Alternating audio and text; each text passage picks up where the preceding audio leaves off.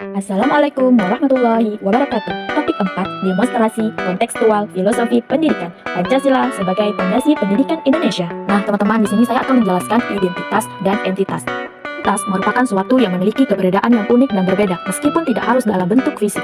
Sedangkan identitas nasional, ciri, tanda, atau jati diri yang melekat pada suatu negara untuk membedakan dengan negara yang lain. Identitas nasional, Indonesia dapat mendeskripsikan dengan adanya berbagai macam etnis, ras, suku, kebudayaan, agama, dan serta karakter. Nah, di sini perbedaan entitas dan identitas. Entitas adalah Indonesia memiliki macam budaya dan suku bangsa serta kaya bahasa. Sedangkan identitas merupakan kepribadian yang mendorong bangsa Indonesia agar tetap berjalan sesuai dengan norma yang telah disepakati. Pancasila sebagai identitas karena ideologi bangsa yang sangat unik dan merupakan cerminan secara fisik bangsa Indonesia. Berbeda dengan negara yang lain, Pancasila merupakan entitas sekaligus juga identitas bangsa ini karena ciri kepribadiannya yang digali dari nilai-nilai leluhur, tumbuh dan berkembang dalam masyarakat.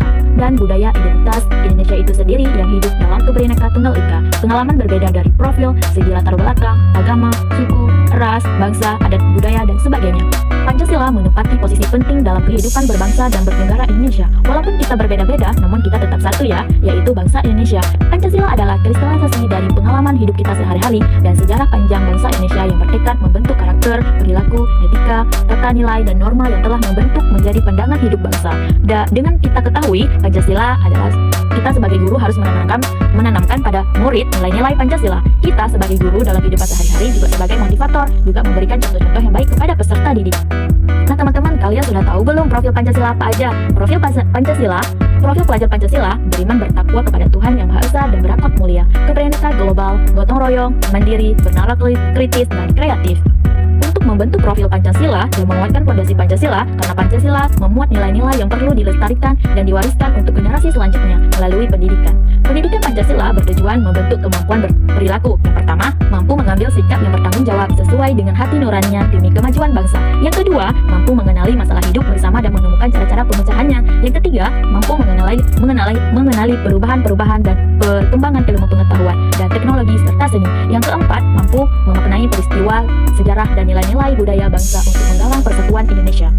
Nah, Pancasila sebagai profil pelajar sudah tercermin jelas ya arah pendidikannya. Indonesia yang mengupayakan sumber dayanya memiliki soft skill dan hard skill dengan karakter religius sepanjang hayat. Merangkum dari profil Pancasila, pelajar Indonesia adalah pelajar yang beriman, bertakwa kepada Tuhan Yang Maha Esa, keimanan dan ketakwaannya termanifestasi dalam akhlak yang mulia terhadap diri sendiri, bersama manusia, alam, dan negara. Segala tindakannya menggunakan paduan rasional dan religius atas integritas, benar-benar salah, serta keadilan. Nah, di sini ada pendidikan abad 21. Implementasi dari lingkup terkecil adalah memahami bahwa setiap peserta didik memiliki keunikan ya. Guru pada abad 21 memiliki landasan pemikiran seperti Ki Hajar Dewantara yang pada kodrat alam dan kodrat zaman, melakukan pendidikan yang menuntun dan menatajamkan budi pekerti. Dan pada abad 21, guru tidak lagi mentransfer ilmu pengetahuan, melainkan membangun komunikasi yang inklusif dengan peserta didik. Alangkah baiknya bahasa dalam pembelajaran juga relevan ya dengan kebudayaan kita sehari-hari agar senantiasa memberi wawasan mengenai Bhinneka Tunggal Ika.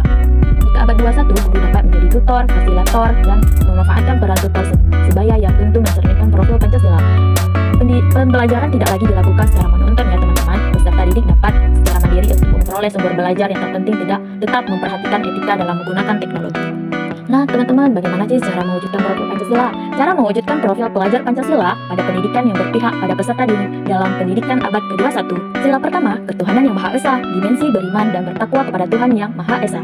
Yang pertama, berdoa sebelum memulai pembelajaran. Yang kedua, membiasakan literasi keagamaan sebelum pembelajaran. Yang ketiga, berbuat baik kepada seluruh warga sekolah. Yang keempat, menjaga kebersihan lingkungan belajar, menaati peraturan yang ada. Hal kedua, kemanusiaan yang adil dan beradab. Dimensi di kebenekaan global, mandiri, dan kreatif. Yang pertama, menggunakan bahasa lisan yang sesuai dengan konteks pembicaraan dengan lawan komunikasi. Yang kedua, mendengarkan dan menghargai pendapat. Yang ketiga, menghargai perbedaan dari berbagai aspek, misalnya agama, suku, ras, etnik, dan lain-lain. Yang selanjutnya, berlaku adil kepada sesama manusia.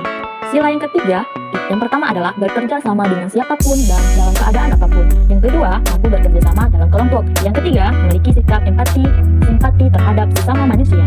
Sila yang keempat, kerakyatan yang dipimpin oleh hikmat kebijaksanaan dalam permusyawaratan perwakilan. Dimensi gotong royong, bernalar kritis, kreatif.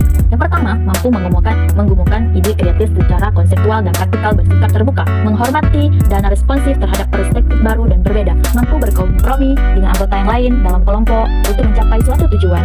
Sila yang terakhir adalah sila yang kelima, keadilan sosial bagi seluruh rakyat Indonesia, yang dimana dimensi gotong royong, kebinekaan, global, dan kreatif. Yang pertama adalah tidak membedakan orang lain. Yang kedua, mampu berkarya dan menghargai karya orang lain. Yang selanjutnya, mampu berlaku adil dan mengambil keputusan. Sekian dan terima kasih.